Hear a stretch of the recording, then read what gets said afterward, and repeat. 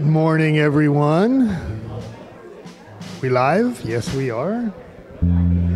Welcome to Unity Walnut Creek. If you would all like to stand and join us in peace like a river.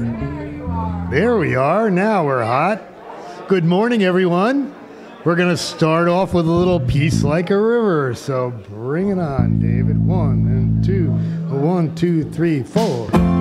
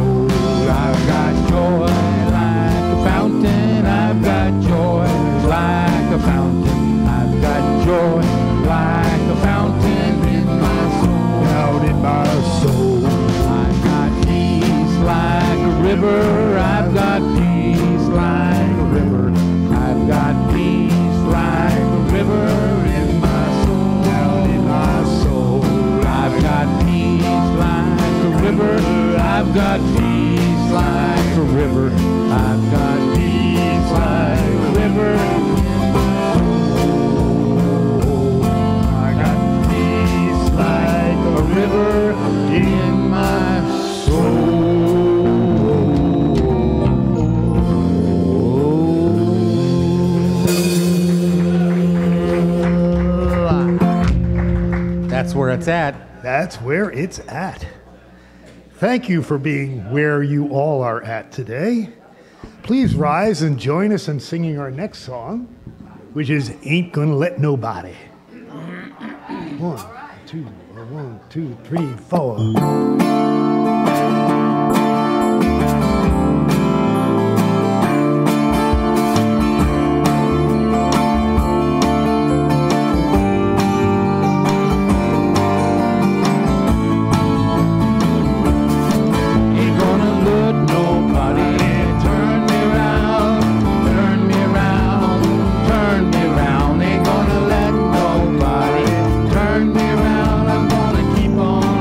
Keep on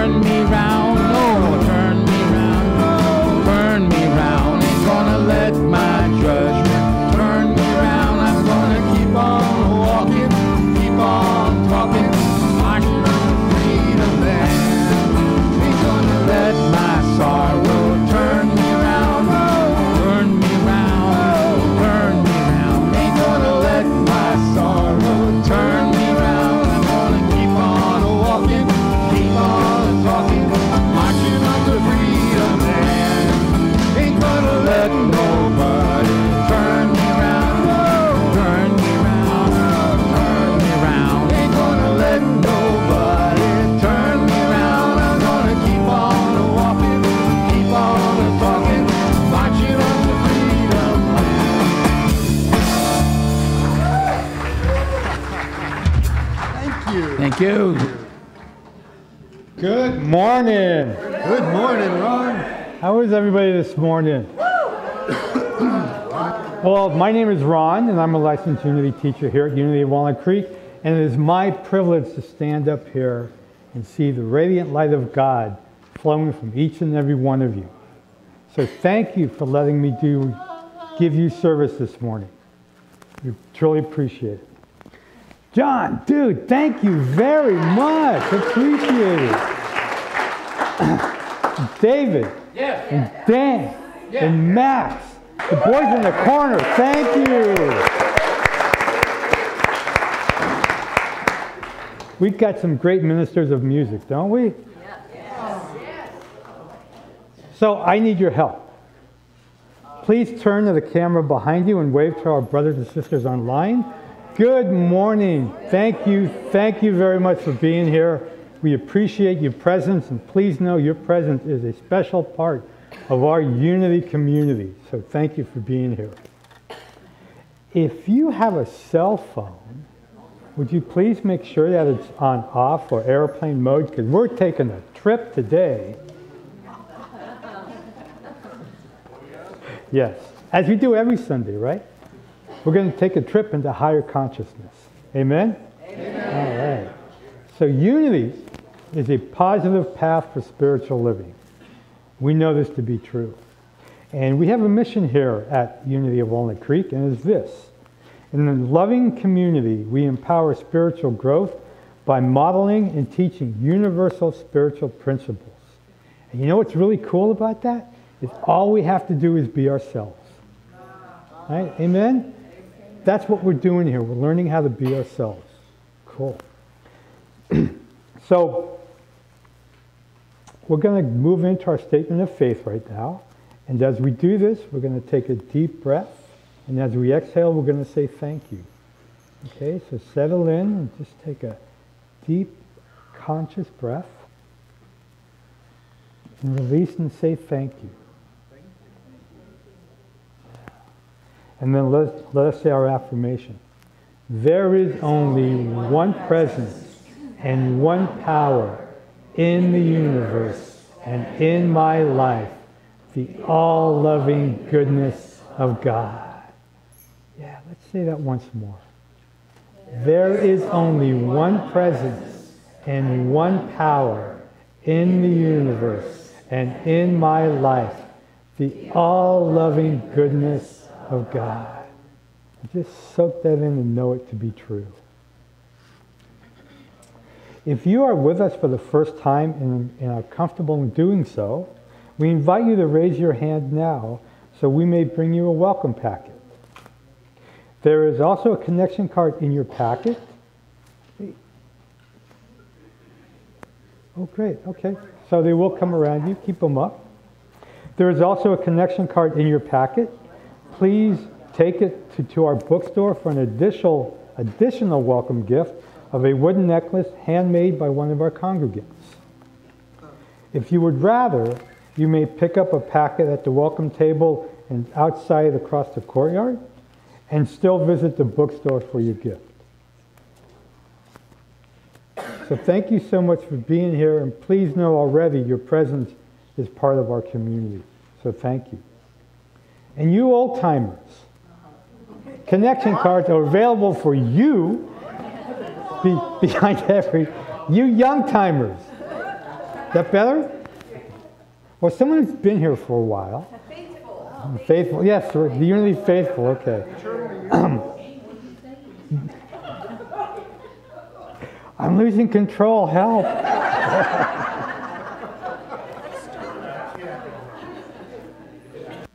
Okay.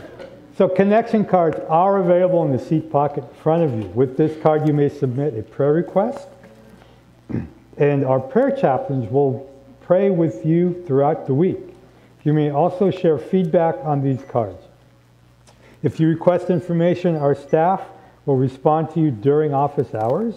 The ushers will receive your card with the offering. And you know what? I love it up here. I don't want to get off stage. But it's time for you to stand up and greet your neighbors. So please greet your neighbors until you hear the gong.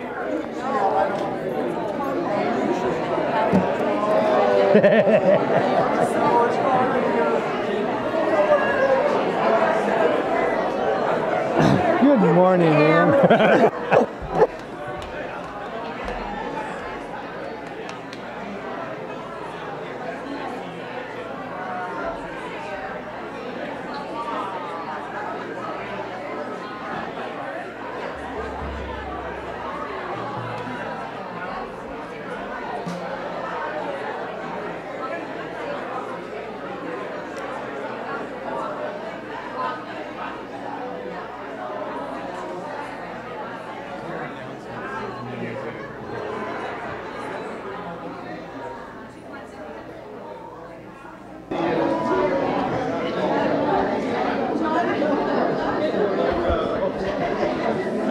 Hello. Hello. My name is Ciel. Hi, Ciel. Hi, Ciel. Hi, Ciel. Would you like to have more ease, balance, and clarity in your life? Sign up here. Yes.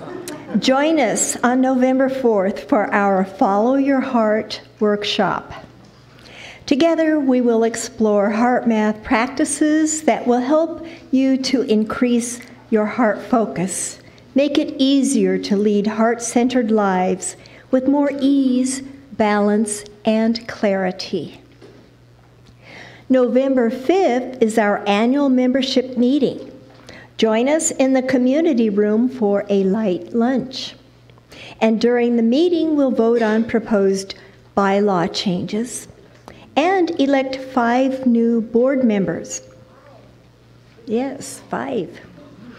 We will also review finances, answer your questions, and discuss plans for the coming year. Please note that our service times will change starting on November 19th. We will have a contemplative service at 9 o'clock in the morning and a celebratory service at 11:30 in the morning.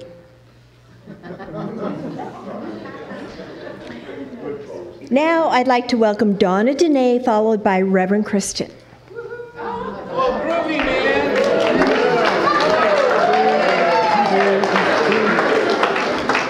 We're inviting you to support our Big Fall fundraiser. Unity returns to the Summer of Love. Some of us never left. It's going to be groovy. It will be this coming Saturday, 6 p.m. at Center Concord. That's on Clayton Road, near Ignacio Valley Road, close to the Kmart and next to the bowling alley. Our men's group will cook a buffet dinner, which will be delicious and which will include delectable vegetarian and gluten-free dishes. Kale will be provided. I didn't think you ate kale. I can't eat kale. No.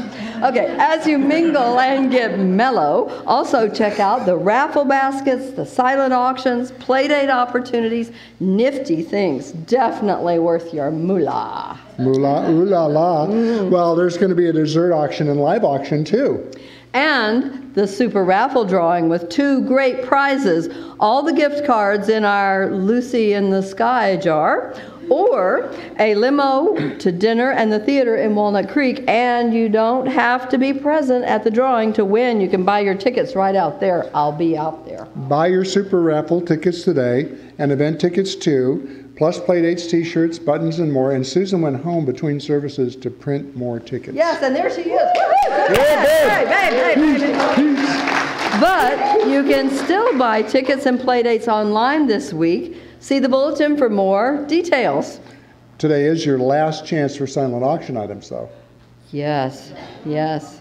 So let's come on Saturday, hang out with your old friends and make some new friends. And boogie down.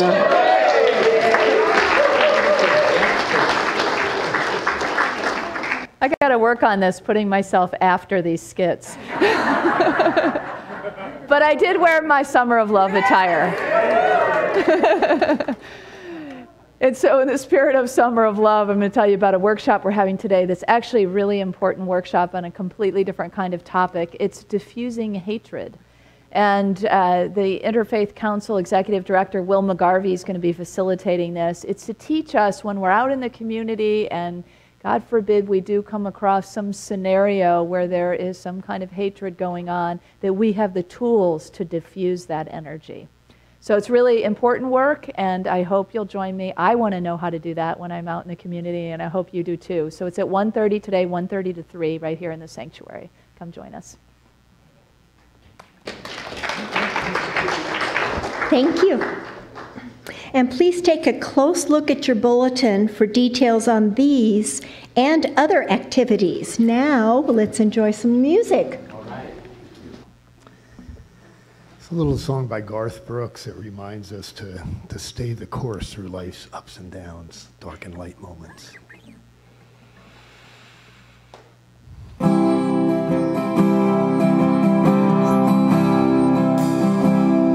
You know this life is like a river, ever changing as it flows, and our dreams are just a vessel that must follow where it goes, trying to learn from what's behind you, never knowing what's in store, makes each day a constant challenge, just to stay between the shores. I will sail my vessel till the river runs dry, like a bird upon the wind. These waters are my sky. I'll never reach my destination if I never try, and I will sail my vessel till the river runs dry. Times we stand aside, let the water slip away, till what we put off till tomorrow has now become today. So don't you sit upon the shoreline and say you're satisfied. Choose to chance the rapids and dare to dance a tide. I will sail my vessel till the river runs dry, like a bird upon the wind. These waters are my sky. I'll never reach my destination if I never try, and I will sail my vessel till the river runs dry. There's bound to be rough waters, and I know I'll take some falls. With the good Lord for my guidance, I will rise above it all.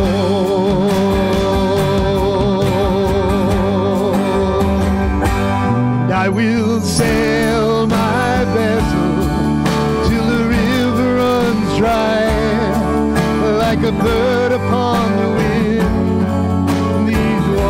Are my sky. I'll never reach my destination if I never try, and I will sail my vessel till the river runs dry, till the river runs dry.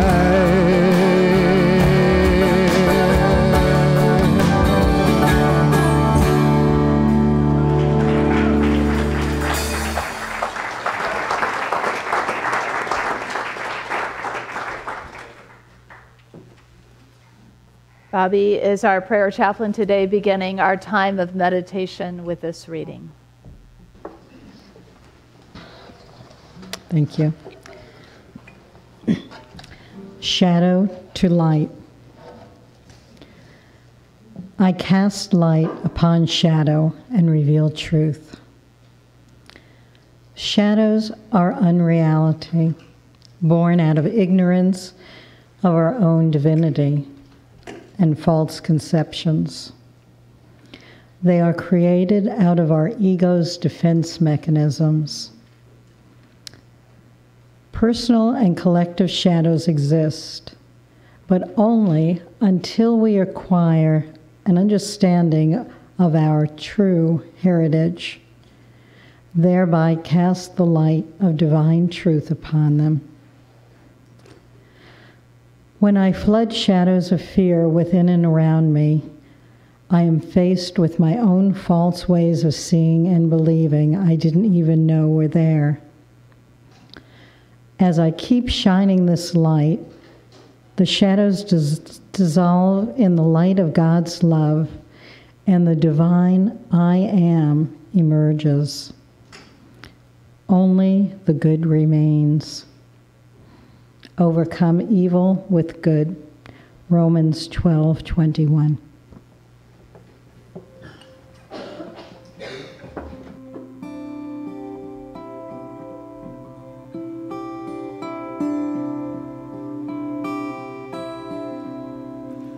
All is well now. All is well. All is well now. All is well. All is well now. All is well. Deep within me. All is well. All is well now. All is well. All is well now. All is well. All is well now. All is well. Deep within me. All is well.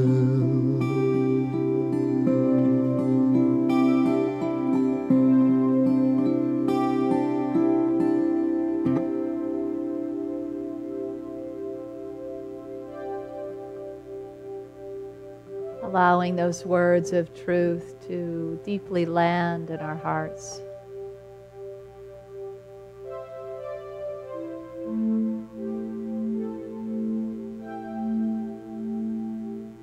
This place within our heart where the presence of God is known.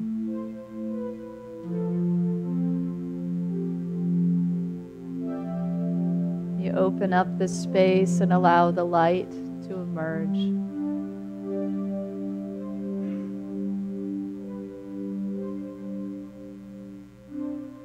And shining that light within our own hearts, we take a look to see what is present today for us right now.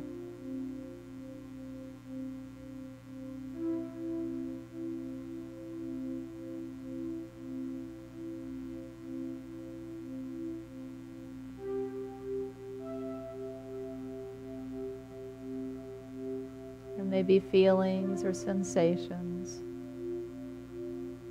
visuals,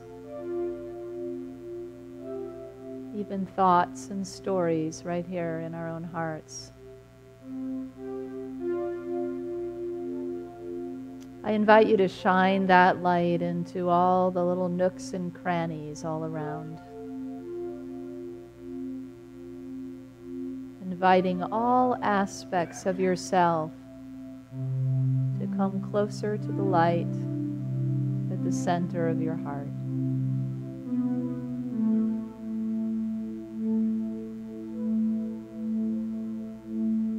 We invite the joys and the concerns,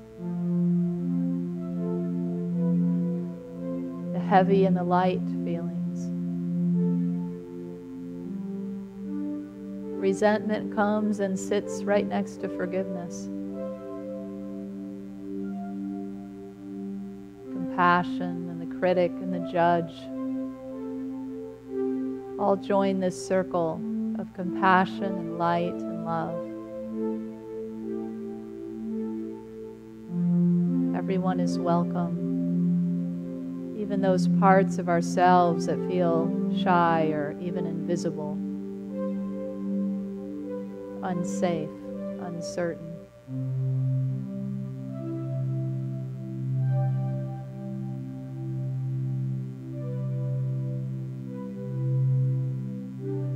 Enthusiasm and welcome are here as well.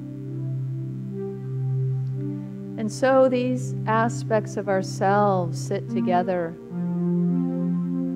in a circle of community in the center of our hearts, illumined in divine light.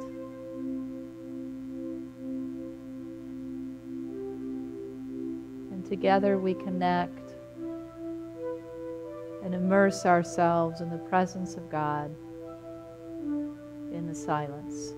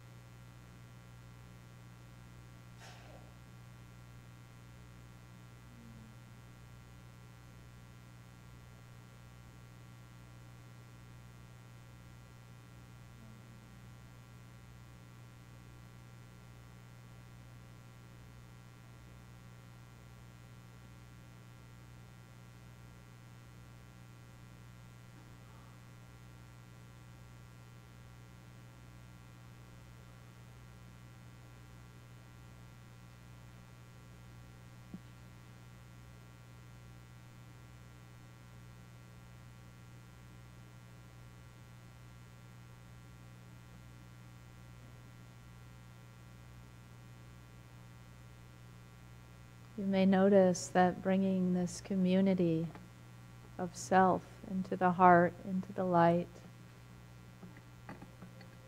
allows those aspects of self that aren't really serving us to begin to emerge, to submerge themselves, to dissolve in this light and this love. The judge and the critic, they begin to soften into compassion. The resentments become healed and subsumed by forgiveness. And so on it goes around the circle in a place of acceptance. We are healed. In the light of God, we are transformed. And this is how we bring light to the shadow. Thank you, God. And so it is.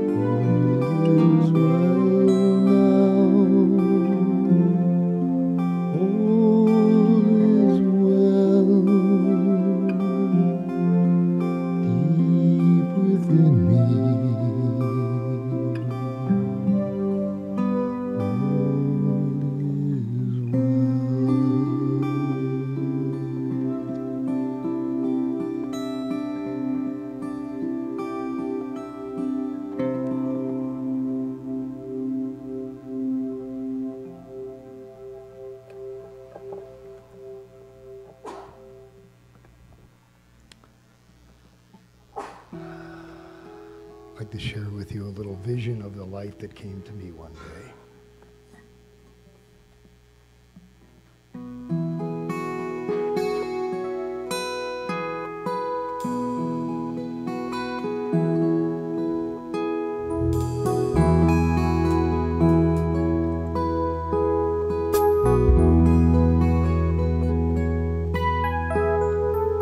I see smiling faces now in every corner of the world. Joyous understanding showering down upon us all. From this day on, our errors just aren't needed anymore. Poverty and war and hate are things that were before. Trumpets sound and people sing, embrace each other as they bring the news that all our difference gone.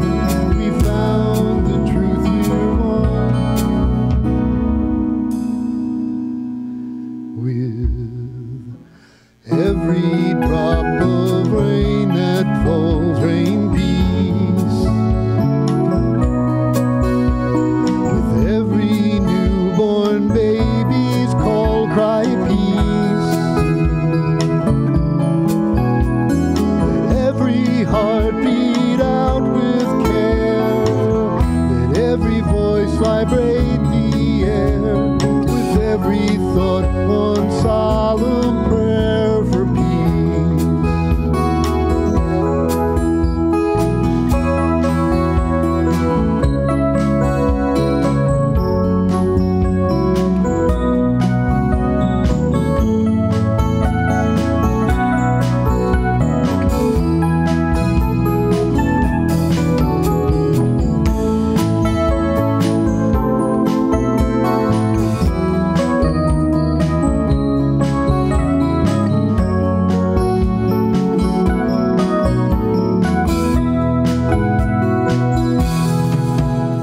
So good to know it's over now. We've given up the fight. Know that this serenity is all that's truly right. Now all our efforts spent to aid the ones the most in need. Water for the thirsty made, the hungry we all feed. Trumpets sound and people sing, embrace each other as they bring the news that all our difference gone. We found the truth we're one.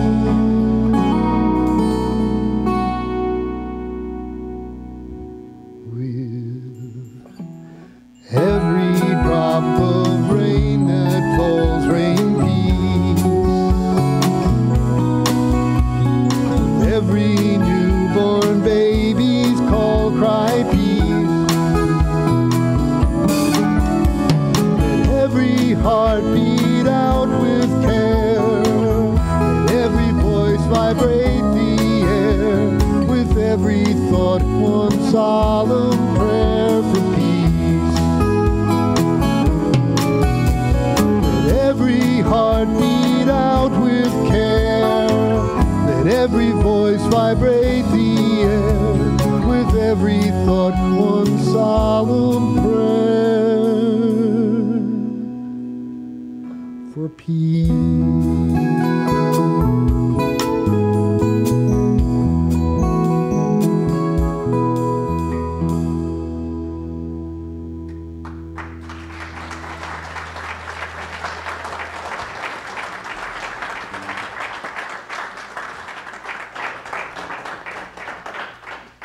I believe that's an original, is it not? Yeah. All the more, huh? Thank you, John. Some of you may have heard this story of a man who's looking for his keys on a street corner, and along comes someone to help. And that person begins to help him look, and then along comes someone else, and pretty soon there's about 10 people looking for this man's keys, and they've been looking for some time. And finally somebody says, you know, where exactly did you lose these keys? And he says, oh, about 2 blocks over. Well, why in the world are we looking here then, they said. And he said, because the light is a lot better here.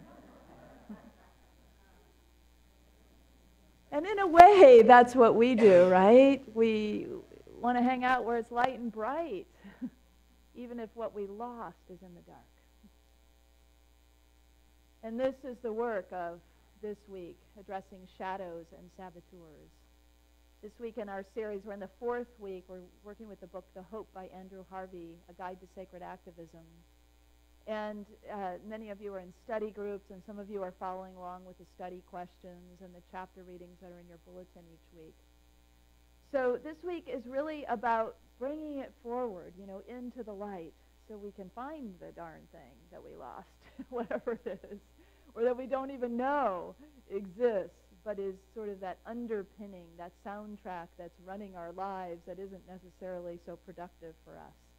That's its shadow, in the shadow kind of work. So Andrew Harvey names 5 inner saboteurs, and he's talking about those in the context of our world today.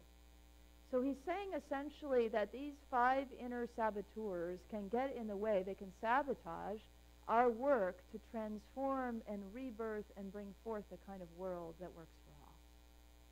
And so he names them, they all start with a D to help us remember them. And so the first one he says is disbelief. That a lot of us are in this state of, I cannot believe this is happening. I don't believe it's happening, whatever it is. For a lot of us, what brings us all together is the climate change things that are happening. And so many people are in that state of, I don't believe it, you know, I'm in this disbelief place. And he's saying we need to embrace our disbelief and move through it, move on. And very closely aligned with disbelief is denial.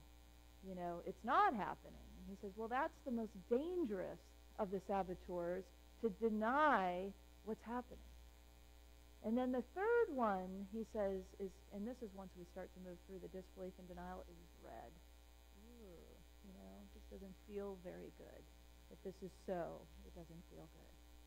And then we can even go into disillusionment. I'm disillusioned with my life. I'm disillusioned with the world. I'm disillusioned with, you know, this whole thing that we've built. I'm disillusioned with the American dream. You know, it's like, I don't know what to do now. You know, there's just a sense of disillusionment. And finally, the last one, he says, when we can get to that place of paralysis or numbness and even a desire to cease to be. So these saboteurs are helpful for us to just be aware of, that they can come up, and to be aware to do the dance with them, because that's essentially what we're doing, is a little shadow dancing with all of this work. And the shadow work, the saboteur work, is just about really shining a light, taking a look, you know, looking in an unflinching way at the reality around us or the reality within us, and not making that the divine truth, because it's not the divine truth, but it is a relative truth that we're dealing with.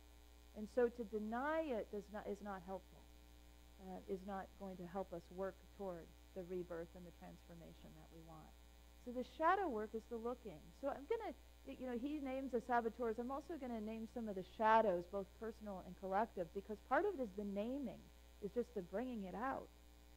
In the Q process, that's a technique that we have available, or a system of thought and work, a practical system that we use in Unity. So Reverend Denise, as some of you know, our interim minister who was here for 6 months before me, has been coming back and sharing the Q process with us 2 or 3 times a year. So if you're interested in doing some personal shadow work, I recommend that. It's a 1-day training, and then you get a workbook. And I still use my workbook.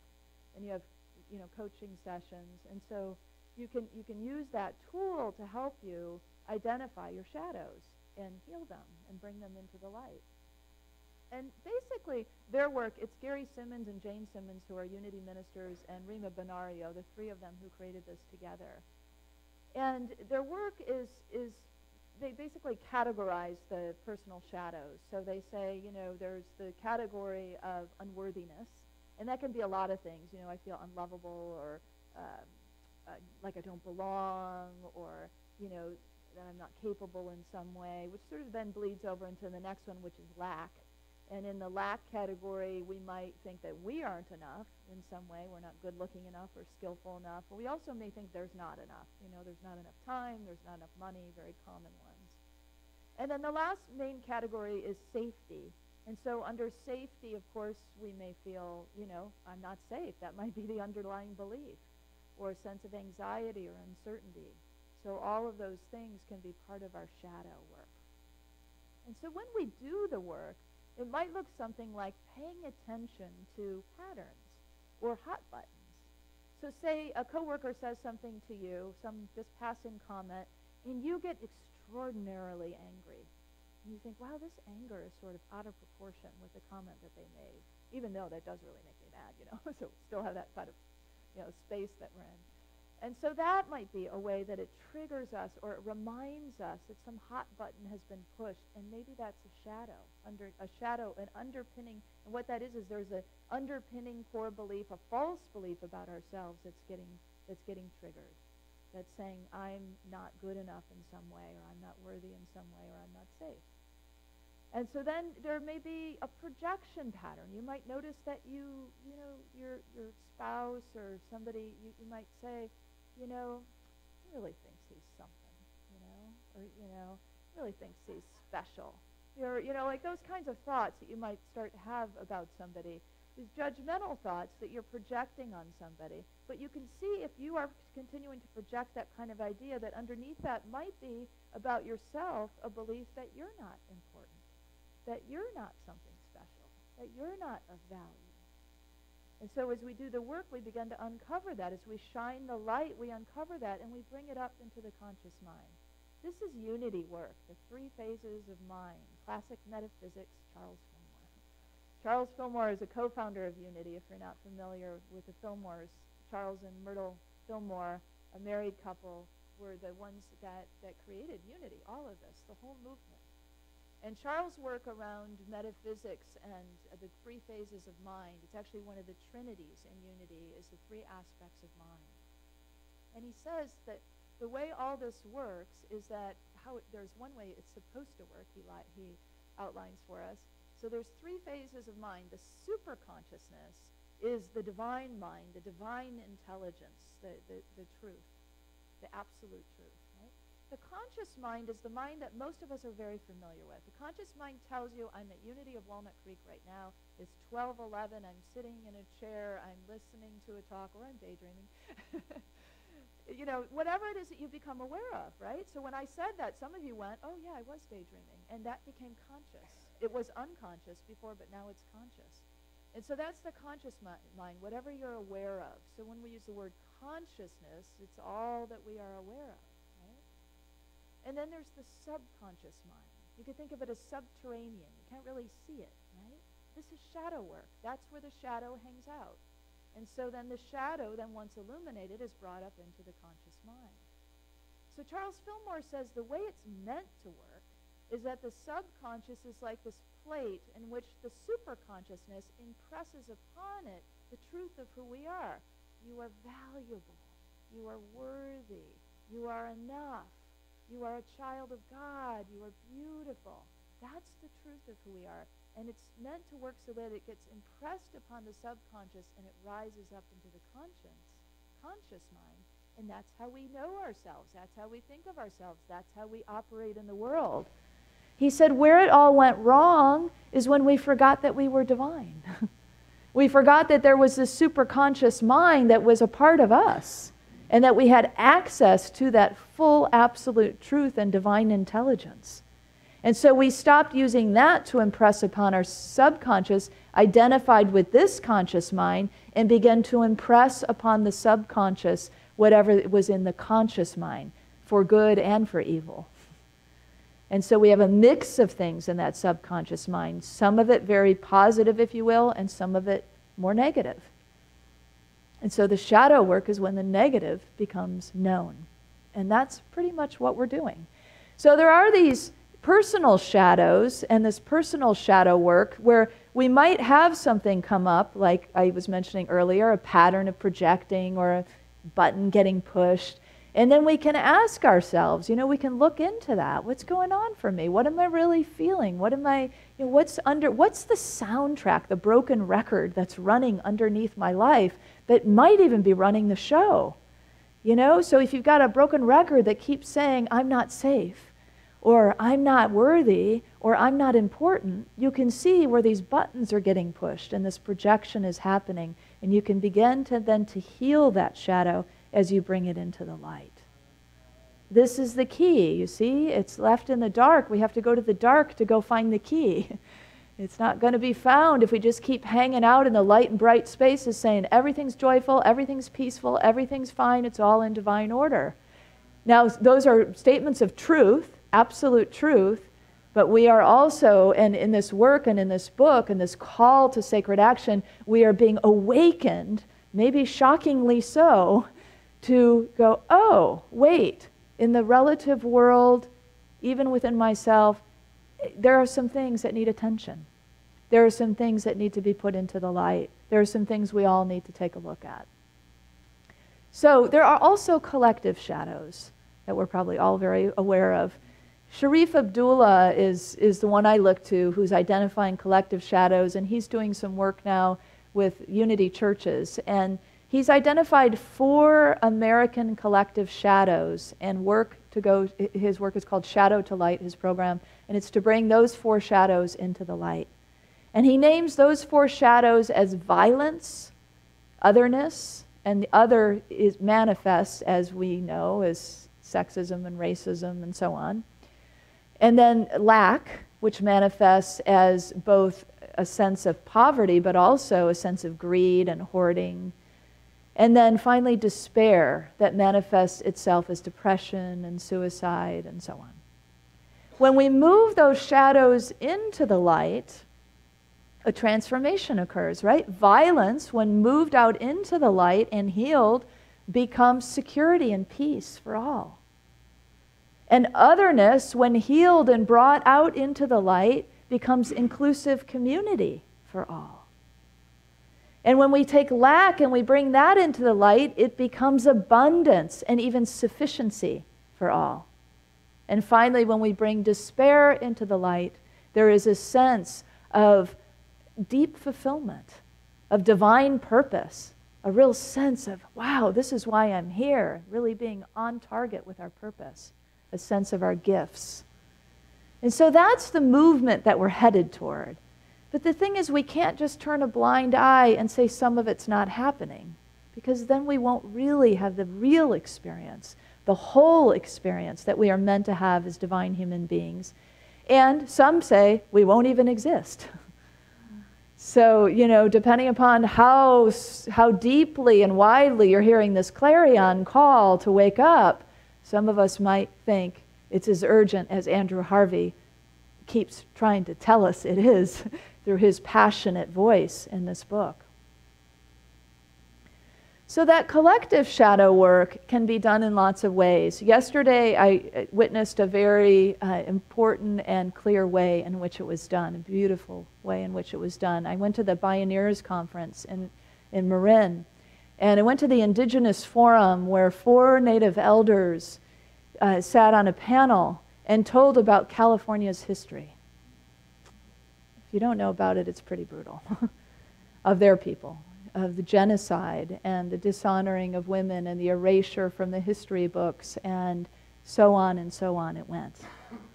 Some tribes aren't even federally recognized, so they can't even actually today legally practice their religion or their ceremonies. So there was all these things, all these levels of sorrow, but really what was happening there was a healing. Because the room was packed and we were all bearing witness to this shadow, this huge collective American shadow that was coming out into the light. And we could hold it in that space of light. And then we could begin to talk about some of the things that are being done. Now, they call this process not truth and reconciliation that came out of South Africa and like the Canadian indigenous people have done recently.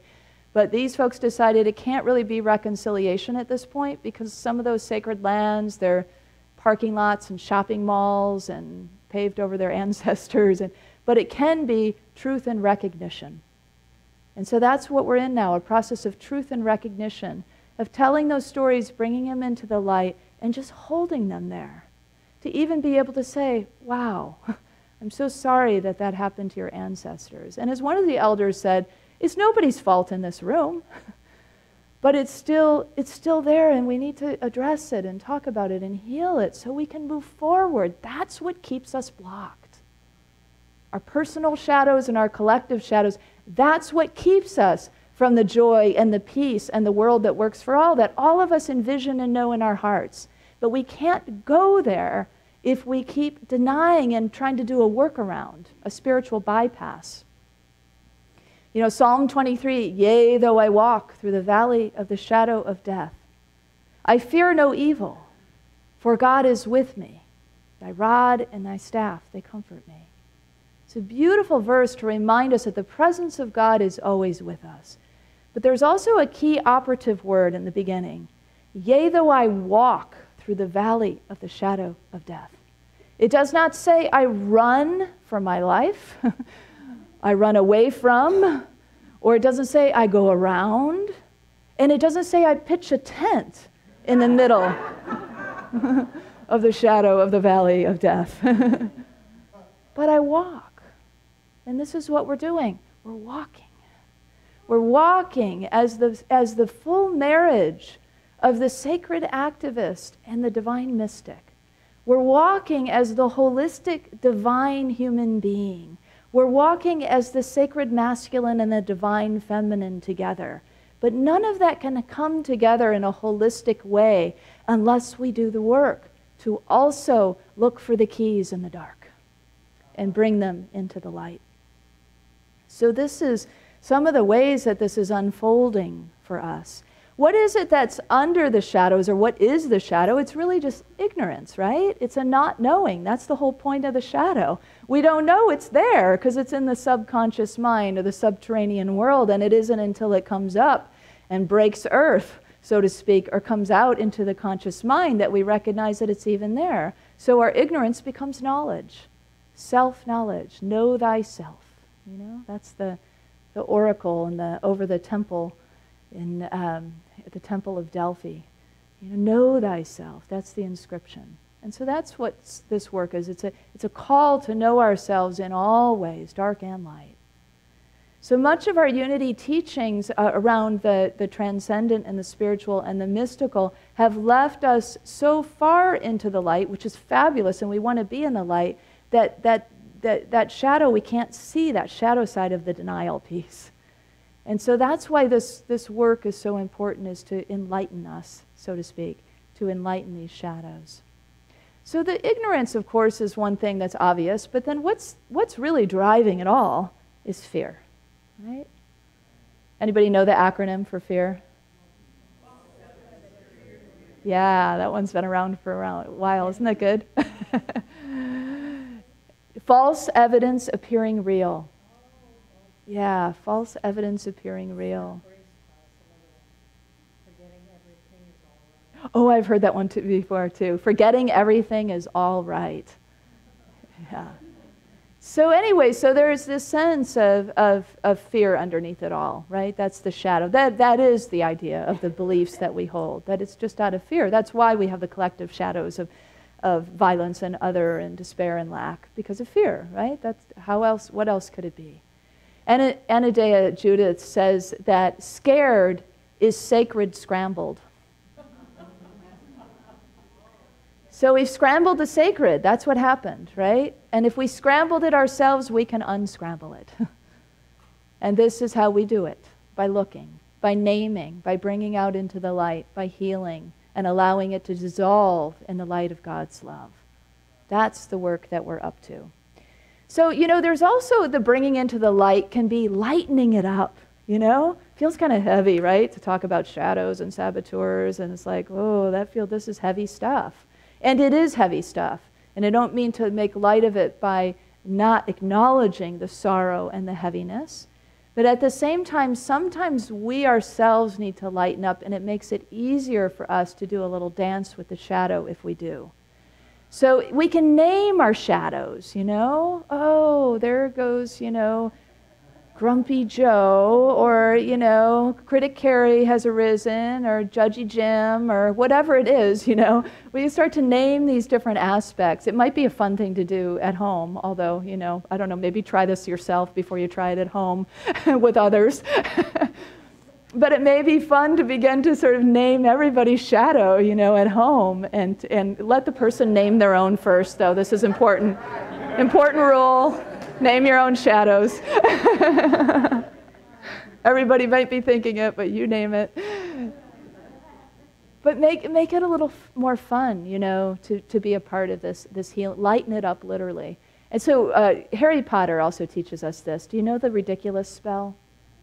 Yeah, we need to know the ridiculous spell. So because then you can just cast the ridiculous spell on all your fears. So if you don't know about the ridiculous spell, we're going to take a look at a clip and you can be reminded. Hello? Neville, what frightens you most of all? Professor Snape. Sorry? Professor Snape. Professor Snape, yeah. Frightens all. And I believe you live with your grandmother. Yes, but I don't want that boggart to turn into her either. No. It won't. I want you to picture her clothes, only her clothes, very clearly in your mind. She carries a red handbag. You don't need to hear. As long as you see it, we'll see it. Now, when I open that wardrobe, here's what I want you to do. Excuse me.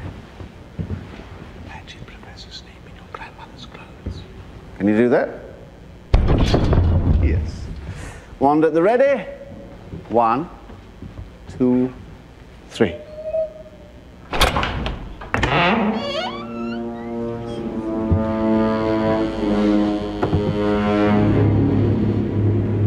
Think, Neville, think. Ridiculous!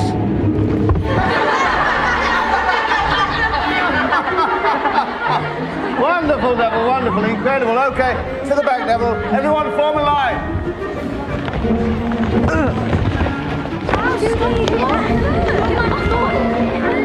Form a line. I want everyone to picture the thing they fear the very most and turn it into something funny. Next. Ron. Concentrate. Face your fear. Be brave.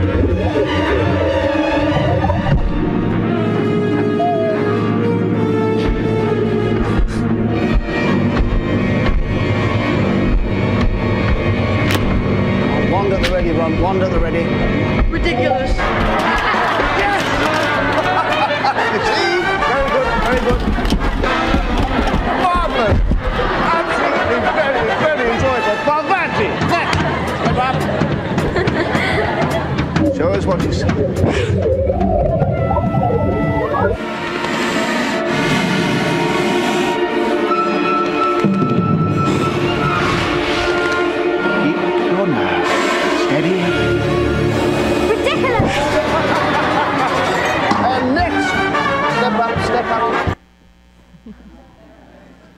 Okay, so wand at the ready, right? That's all we need.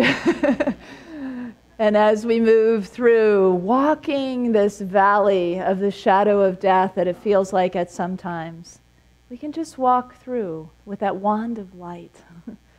Bring things out into that present light. And then we come into the bright light of spirit, you know, with keys in hand, with wand in hand. And those keys are the keys to healing and to empowerment and to transformation. That's what we're moving toward. I had a dream. I think I have time to tell you my dream. Subconscious work is really wonderful in the dream world. The dream world reveals to us what's going on in our subconscious. I had a dream last Sunday that, it kind of starts out gross, so I'll just forewarn you of that for a moment. So I was vomiting. And then I was okay. And then I was walking around and somebody else was vomiting. and then somebody else, and then somebody else. And I thought, oh, and I felt for each one of them like, oh no, they're sick. But everybody was okay. And so I realized some great purging was going on, right? Just like if we were crying and cleansing, there's lots of ways that we cleanse. The rain, the song about rain that John just sang. Ways that we let go of what's there, that nauseous feeling, whatever it is, we just let it go. In the dream, the next scene was that I had asked a male minister friend of mine to come give a presentation on healing the earth. And then I wondered, why did I ask him? He's not even the appropriate person. I should have asked his wife, who's brown-skinned, indigenous, and feminine, to give a talk on healing the earth. And so then I asked her instead. And then I went into his church, and there was this huge tapestry. It was orange, and it was a thick woven rug, and it was hooked up at the top of the ceiling that was like as high as a gymnasium ceiling. And it was hooked just where the ceiling and the wall meet. And I walked all the way up on this tapestry, and I was about to unhook it. You know, it was kind of at a diagonal. And then I thought, I was the only one there, and I thought, well, this isn't very safe. When I unhook it, guess who's coming down with the tapestry, right?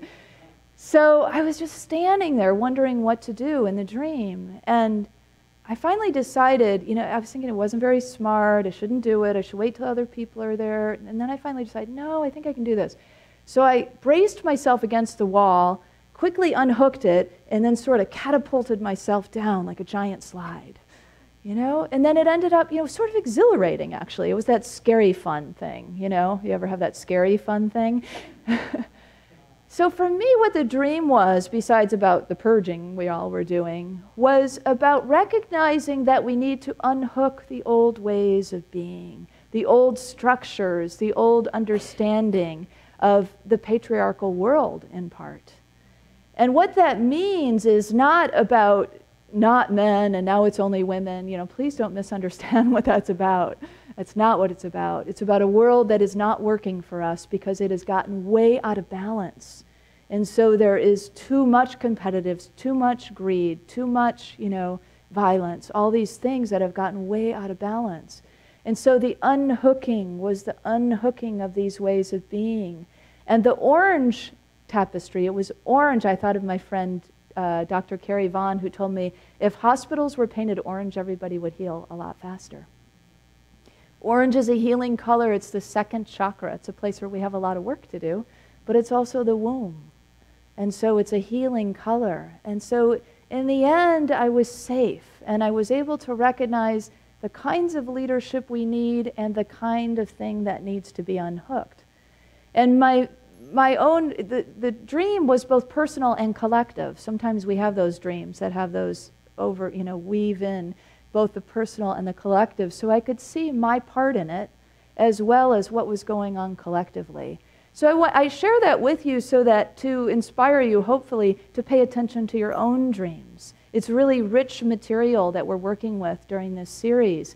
And so your subconscious and your shadow is likely to be active and wanting to come out and be exposed in the light. So maybe have a journal next to your bed and a place where you're journaling your dreams and then reflecting upon them later. Ways that your subconscious mind may be trying to show you some messages for what is yours to do.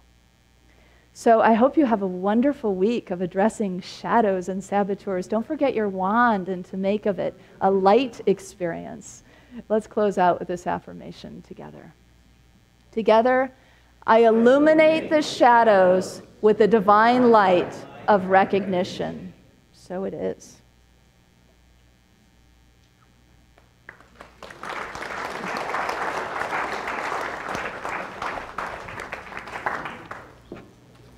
Thank you, Reverend Kristen.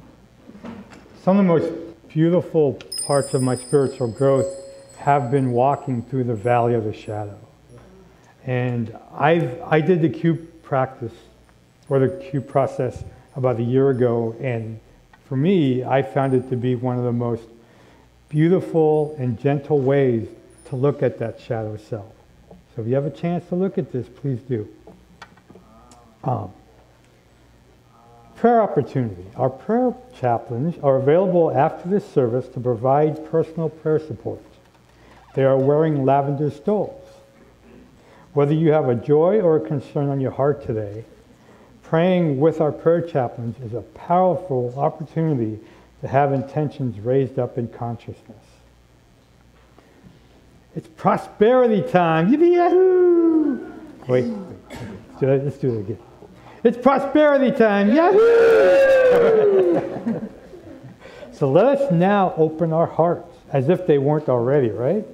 Let us open our hearts to the consciousness of giving as we align with the universal law of circulation. So as we give, so shall we receive. In truth, there is no lack of limitation. Nope, let me say that again, because that was really bad. In truth, there is no lack or limitation. In truth, we are abundance. Amen? Amen. Yo, bro? Yo, bro. All right. Oh, man, that was sick. Yo, bro? Yo, bro. Thank you. I count on the 11:30 to be enthusiastic. So don't let me down. Well, no, that was Catholic stuff. That was shame. Never.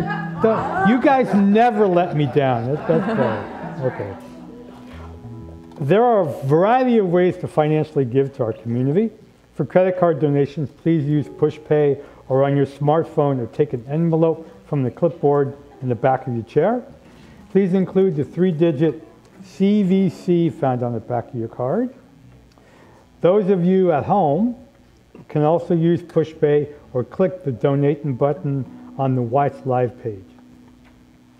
And now it is time to bless our offerings. So I invite you to take your tithe or offering in your hand. And if tithing is from your heart today, place your hand over your heart. And repeat with me.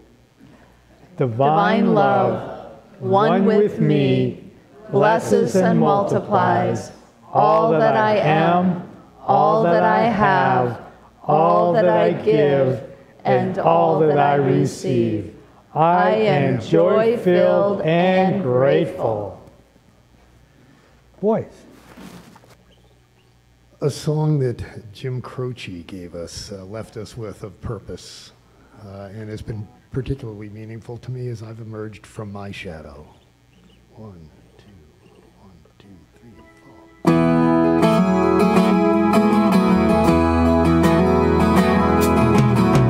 Like the pine trees lining the winding road, I've got a name, I've got a name. Like the singing bird and the croaking toad, I've got a name, I've got a name. And I carry it with me like my daddy did, but I live in a dream that he couldn't live. Rolling me down the highway, moving me down the highway, moving me else alive won't pass by.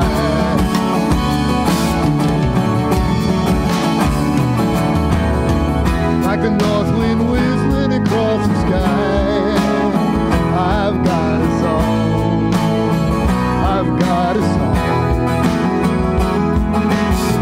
Like the whippoorwill and the babies cry, I've got a song, I've got a song. And I carry it with me and I sing it loud. If it takes me nowhere, well, I'm going there proud. Rolling me down the highway, moving me down the highway, moving the hills alive won't pass me by.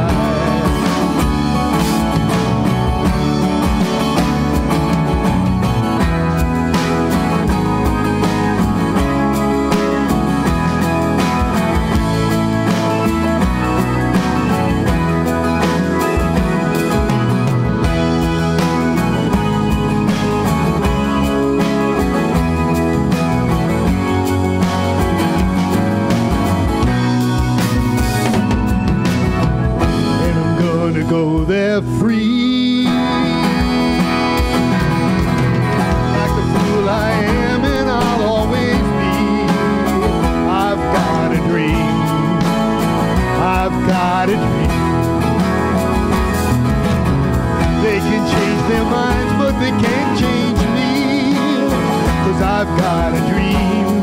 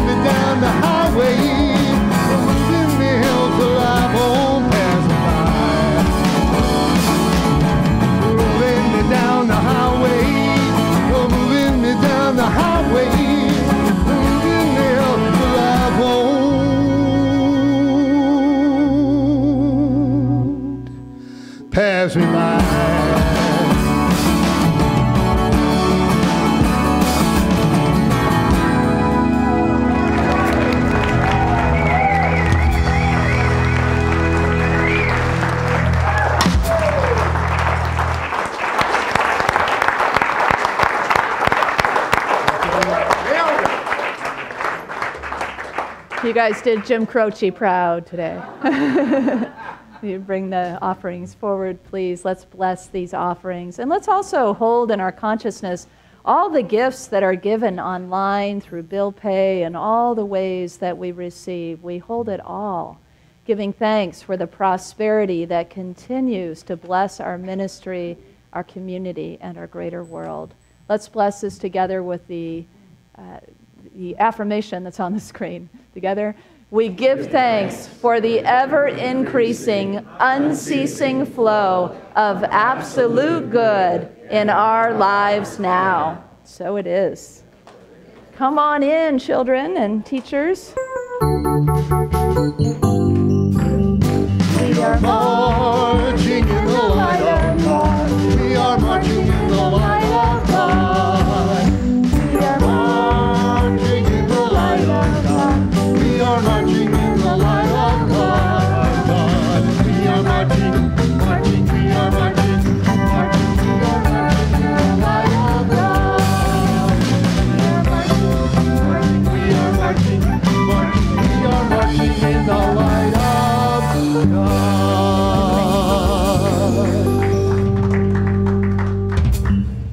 Today we shared creating hearts for our fall fundraiser, sending love and blessings to all the hearts, knowing that our love and intention creates a place of beauty.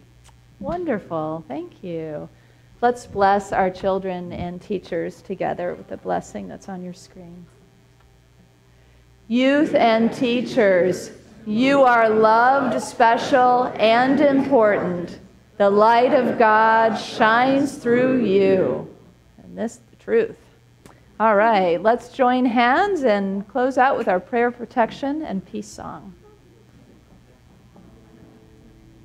Together, the light of God surrounds us, the love of God enfolds us, the power of God protects us, the presence of God watches over us.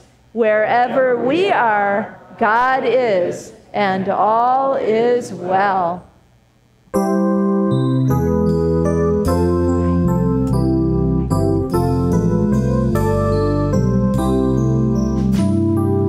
Let there be peace on earth, and let it begin with me.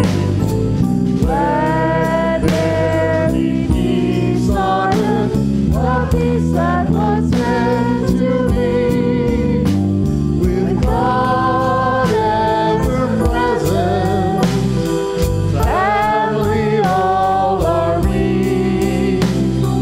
Let us walk with each other in perfect harmony. Let peace begin with me. Let this be the moment now.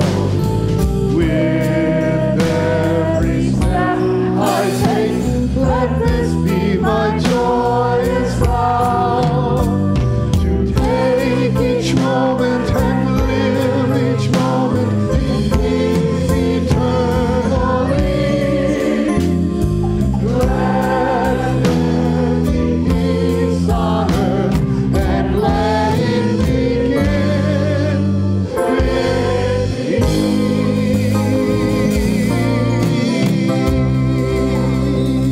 me. You are the light and the love and the peace on earth right now. So let your light shine and have fun. 1, 2, 1, 2, 3, 4.